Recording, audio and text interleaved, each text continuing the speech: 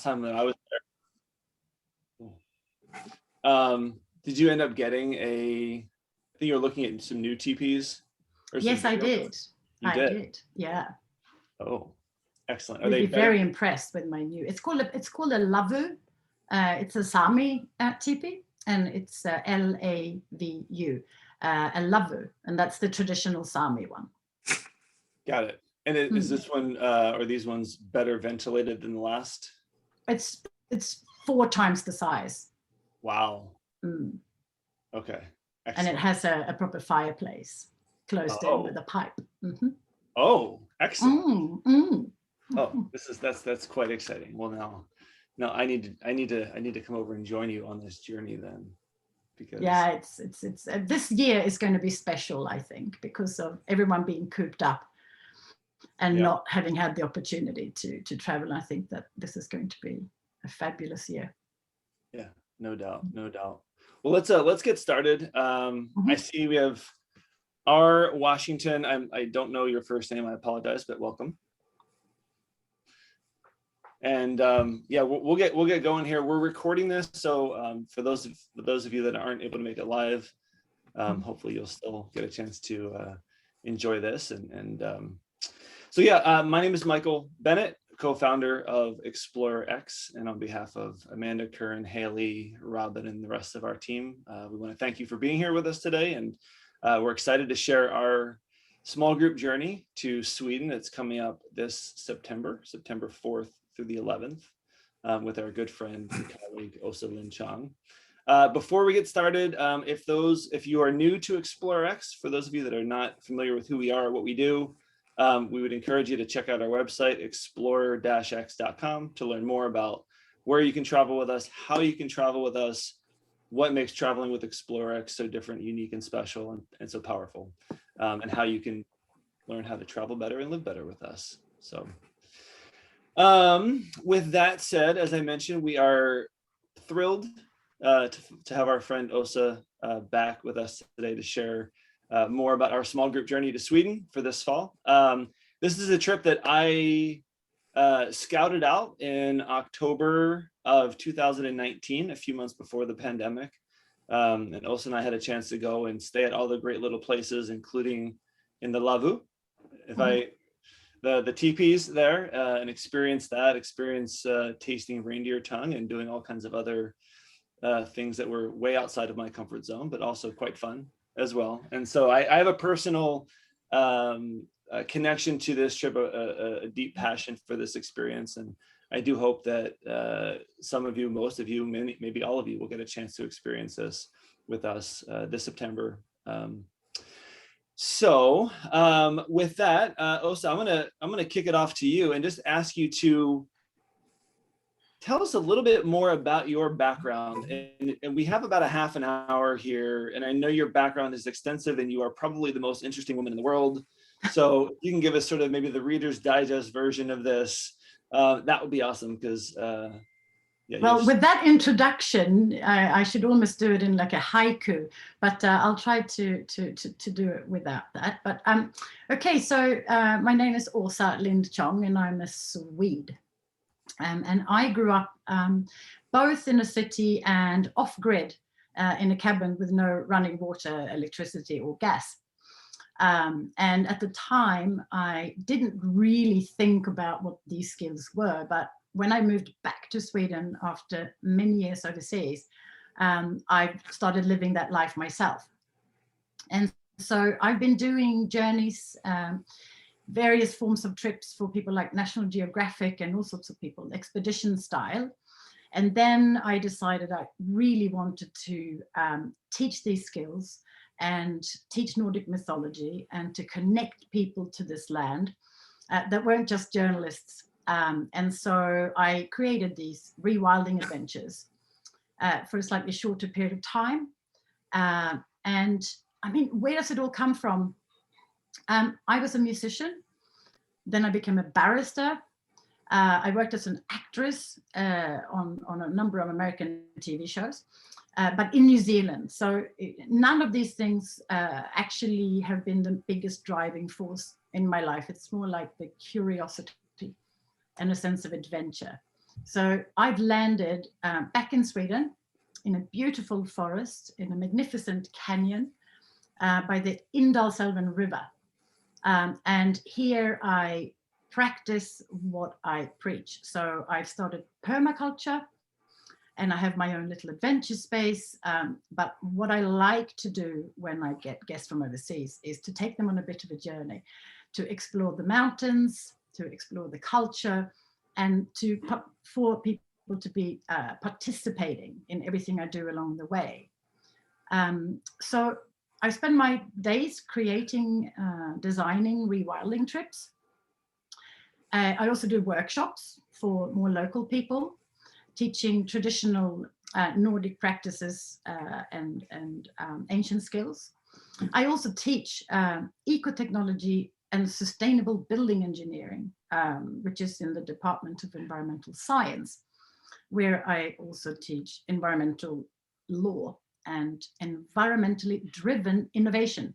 Now, that might sound really boring to some, and to others, it's actually could be a bit of an insight into what is happening in that world over here right now.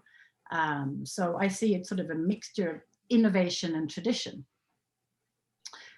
So yeah, that's a bit about me. So just to recap then, so a rock star, a television star, a barrister / lawyer, a environmental conservation educator and teacher, Nordic mythology expert and meditation teacher. Is that? Yes, yes, and I do yoga as well, so that I can. Okay, got it. So again, the most interesting woman in the world by far.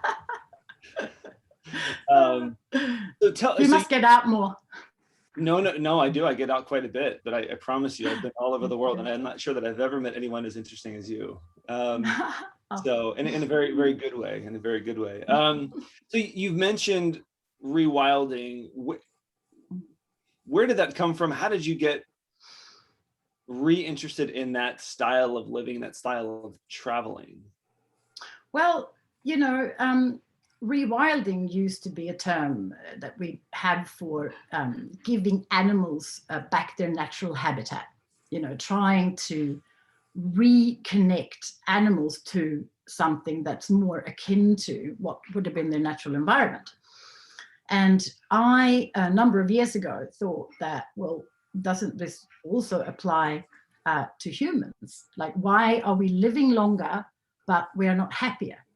Why are we becoming wealthier, but our mental state of being and our habits are sadly lacking something? And then there's actually a couple of Americans that have coined the term rewilding of humans, but they didn't take it very far. But it gave me the idea that, could this be an adventure? Could you sow this seed or plant this kernel for people to have something to work with themselves and connect in a different way to their instincts, to something more traditional, to something that's more intrinsically us. And could I do this in one adventure?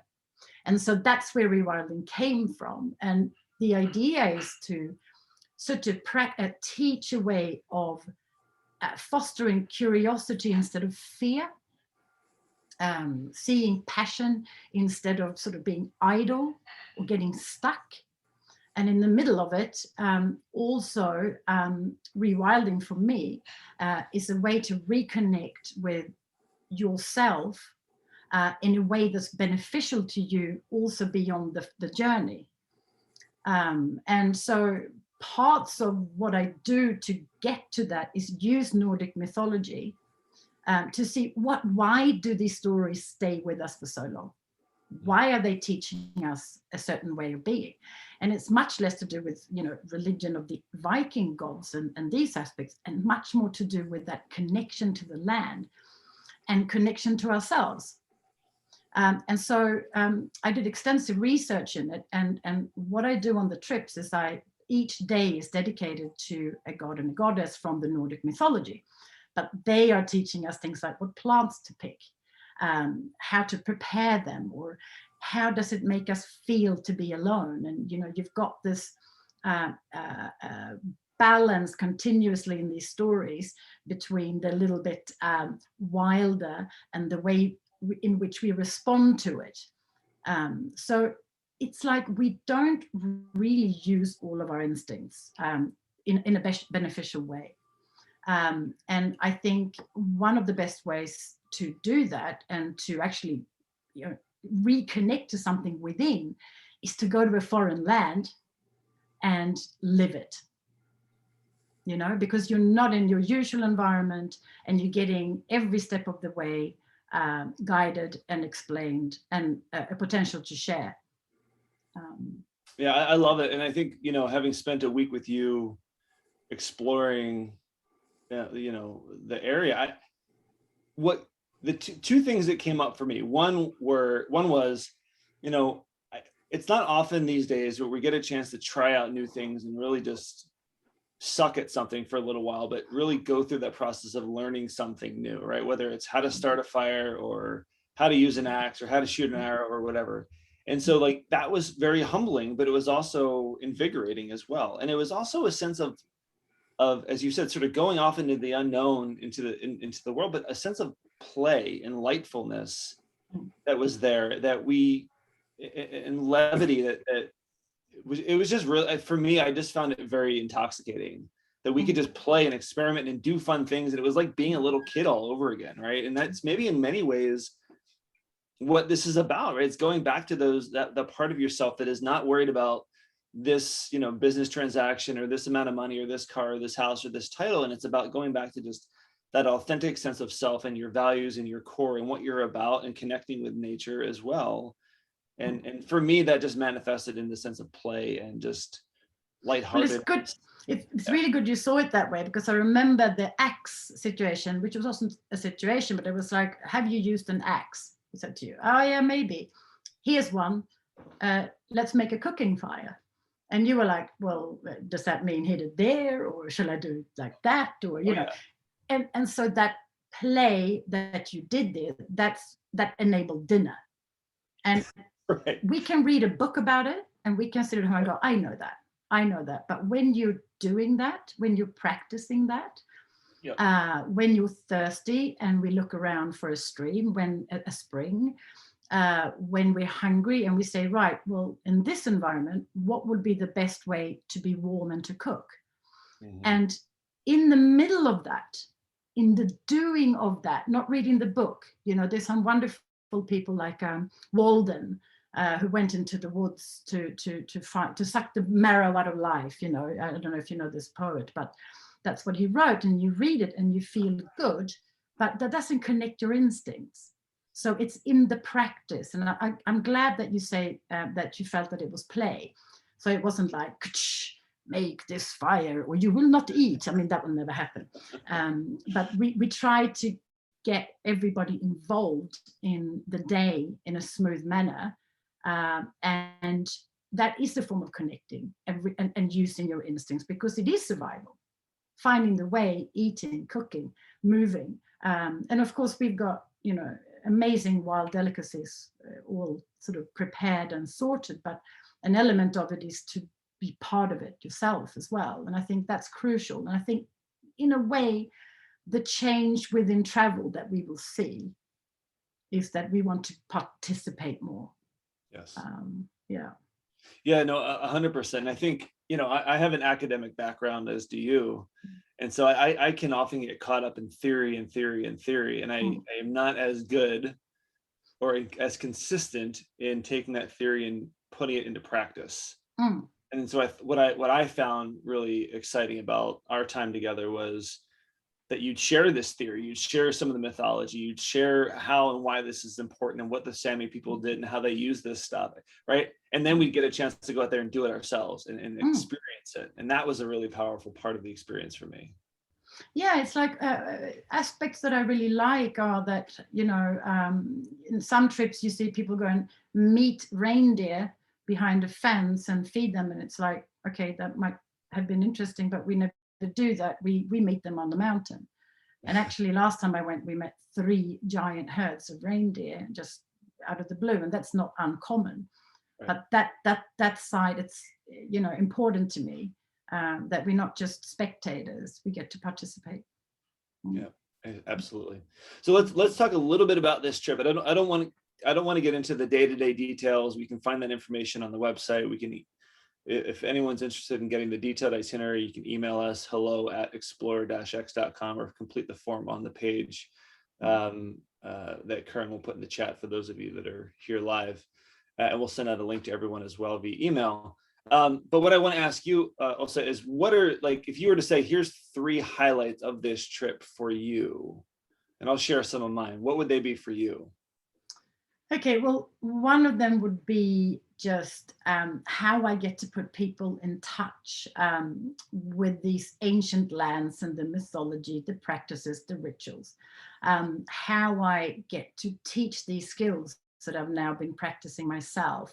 And the response that I've had from people on other trips is that this is the core: making the rope, using the knives, getting your little kit, and then that connecting you both practically and inwardly to something that seems quite basic, but becomes incredibly unusual that we get to do.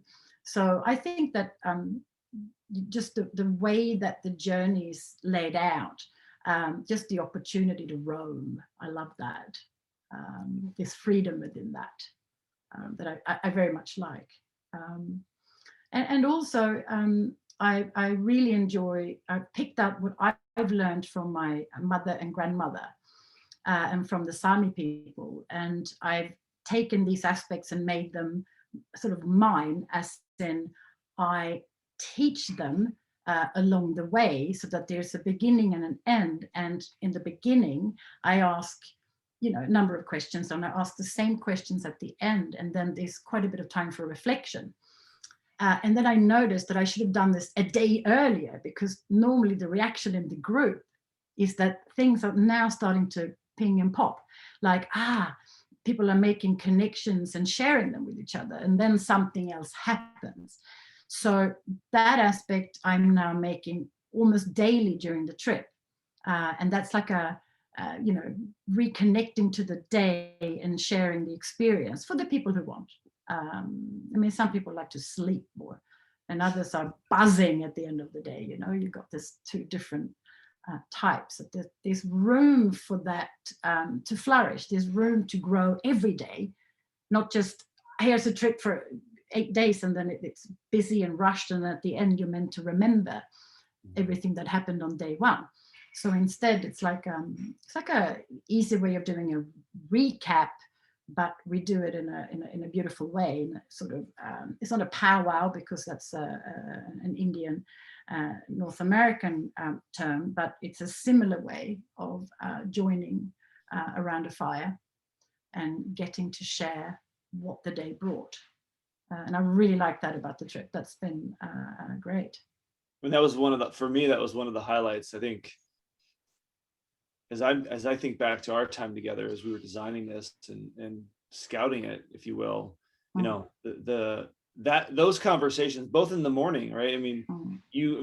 Some of the meditations, right, and that you would guide in the morning to sort of set the foundation for the day, were really powerful. Set that framework, set that stage, sort of create a bit of a theme for that day, as you were talking about, or the different gods and things like that. And then also getting a chance to sit around that evening, whether it's around the campfire over a glass of wine or whatever, depending on where we were, and just discussing like what the experience of that day was like, right? And I think as a teacher and a facilitator and a meditation guide and all that, that was your expertise in those areas was profound, and I think people will really, really appreciate that.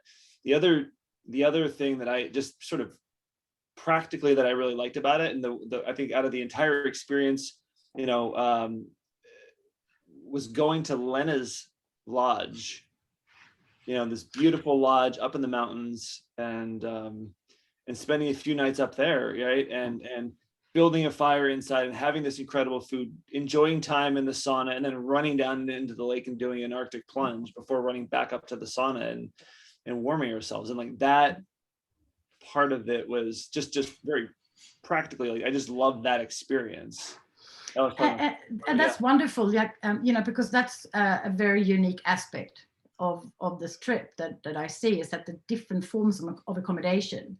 So we move along a path from Norway and mainly then in Sweden. Mm-hmm. But the different forms of accommodation is a real treat, because Lena's lodge is completely off-grid, but it doesn't seem like it until you swim in the lake.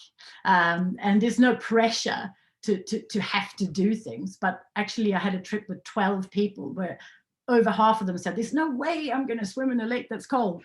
And by the end of that day, everybody was in the lake. They didn't want to miss out.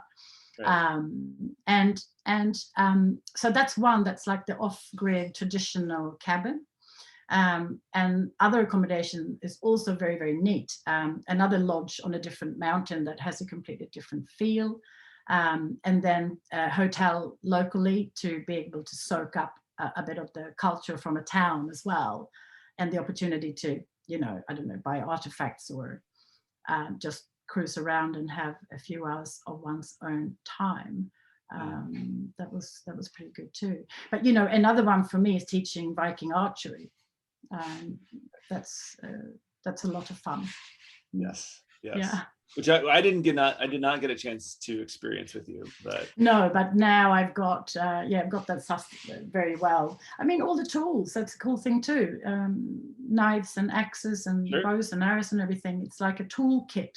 I mean, I was so proud of myself when I skinned the branch that you made me pick or had me pick, and then I skinned it with the knife, and then we wrapped the cinnamon fika, for fika around it. We cooked it on fire. I mean, I was like, all right. I felt like a Viking for a minute or two there, although I'm sure I wasn't. One thing I wanted to also mention as well, we've sort of alluded to it here, but I wanted to specifically call it out, is this. Our lives tend to be very, very busy. And I know I personally don't find a whole lot of time to just take a deep breath and just relax and be still and be quiet and spend time outside for more than 20 minutes, and it's something I'm working on. But the point is, I wanted for this trip, that was such a powerful part of the experience for me, and I think it will be for others that join, is that while we're doing things, right, it's not like you're sitting around doing nothing. There's things to do, but it's also a really important time to just be in nature, right, and be still and be quiet and enjoy being in that space and not worry about work and be disconnected from your phone and your email and your Instagram account and everything else, and just sort of be present in nature. And that was as therapeutic and powerful and important for me as any of the other stuff we did, was just having that time and space to not feel rushed and to get really, really present in the experience. I mean, that part of that is, we call it meditation, but you can just call it refocus. If people are uncomfortable with meditation or hadn't thought of it, the process that I use is just to gather everyone in the morning and to set our intentions for the day with some breathing exercises.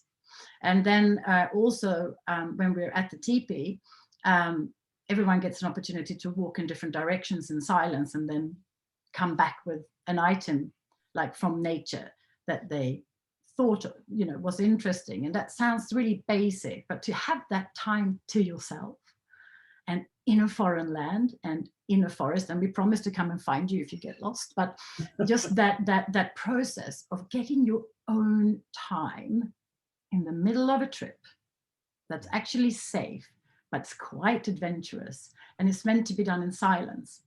So we send people, if it's 8 in 8 different directions. And when everyone comes back and, rejoins for the evening, it's amazing what comes out. And after the trip, this has been one of the things that I've also had sent to me, that I want to come back and go into that silent thing. And I'm like, well, you can just do it, but it's funny how we don't. It's funny how we don't.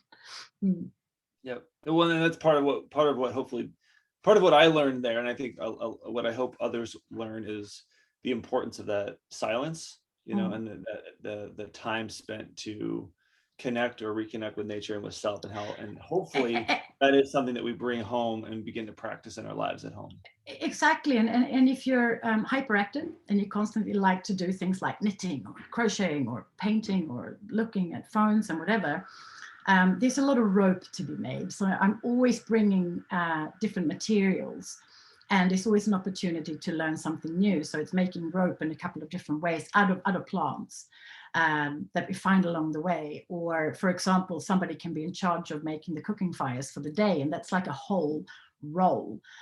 So there's an opportunity for, to do something pretty much the whole time, but it's not going to be on the phone. Right. Yeah. Awesome. We're running up on 30 minutes here, Åsa. So I want to respect everyone's time. I want to ask you one question before we turn it over to the folks that are here to see if they have any questions. How physically demanding is this trip? And is it really accessible for anyone, or do you need to be in tip-top shape to go on this? No, I mean, the thing that I would do is to evaluate, from the beginning, look at the group. And, usually I always bring an assistant, like some fabulous person, like could be a singer or a Sami friend or, somebody interesting, friends to come along. And we have one person at the front and one at the back. So you can be as slow as anything when you hike, or you can be super fast. So there's a lot of hours of daylight. So what happens is that there's room to be taking it easy, and there's room, you could run it if you wanted, and I'll bring a run. I have friends who are ultra marathon runners. They're terrified, but they will gladly go ahead and cater to somebody who wanted to like pound into the mountains, because I feel that's a great sense of freedom as well, is to move at your own pace. So instead of having like team at the front, team at the back, it's like, it doesn't matter. There's always a guide at the front and one at the back, and that's it. Got it. Thank you. Scott, Jill, R, do you guys have any questions for Åsa or I before we wrap up? I don't think I have any questions. No, this has been great. Awesome. Thank you, Scott. Wonderful. Jill, I practice pension law. Is that anything like environmental law? Yeah, I teach environmental law, and I teach I teach it in Swedish and in English, actually. So some days I'm super confused. I have like Swedish in the morning and English in the afternoon, and I turn them around, and people are sort of looking at me like I'm crazy. But yeah, so I teach that and environmentally driven innovation for architects and technical people and engineers, and so it's master's level or bachelor's level. And I love teaching that. I have enough trouble with English, so we'll leave Swedish out of it. Yeah. Okay. Oh, so you don't teach in Italian? Oh, not yet. Just give me a couple of years. Jill, did you have a question? Nothing's coming to mind. I think I just want to read up on the itinerary and the specifics. I mean, it sounds really magical. Yeah. Wonderful. It definitely is. And I just, before we get going, Rebecca, thank you for sharing that you're at work and you're listening, but aren't able to ask any questions. So thanks for being here. Yeah, so a couple of things. Again, the dates are the 4th to the 11th of September this year. However, we also want to make this available to anyone on a custom basis. So if this is something, so Scott, Jill, Rebecca, anyone else that's watching or listening, if this type of program is of interest to you, and those dates don't work, or you want just a private version of this instead of traveling with a small group of other folks, let us know. We can craft something specifically for you at a time that works best for you and for your schedule. And of course, we always recommend bringing some friends with you because it makes the experience that much richer. Just a couple other. Oh, go ahead, Åsa. What do you got? No, also if you have special likes, like you absolutely love fishing, or you absolutely would love to learn making rope, then we can facilitate particular parts for the journey for each group.